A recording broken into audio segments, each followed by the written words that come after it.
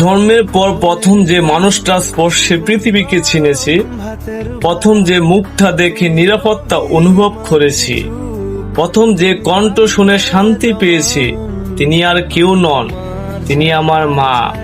আমার হাসির পেছনে যেমন তার দোয়া আছে, তেমনি আমার প্রতিটি কষ্টের রাতও আছে তার নির্ঘুম চোখ। নিজে না খেয়ে সন্তানকে খাওয়ানো, নিজে কাঁদলেও সন্তানের মুখে হাসি ফোটানো, এটাই তো মায়ের নিঃস্বার্থ ভালোবাসা। আমরা বড় হয়ে যাই, কিন্তু মায়ের চোখে আমরা আজীবন ছোট্ট সন্তানই থেকে যাই। পৃথিবীর সবচেয়ে নিরাপদ আশ্রয়ের নাম আমরা জানি, মা। সবচেয়ে মিষ্টি ডাকের নাম মা। আল্লাহ তাআলা আমার আম্মা সহ পৃথিবীর সকল মায়েদের সুস্থ রাখুন, তাদের জীবনের শান্তি, রহমত ও বরকত দান করুন। যেসব মা আজ পৃথিবীতে নেই, আল্লাহ তাদের জান্নাতের সর্বোচ্চ মর্যাদা দান করুন। আমিন।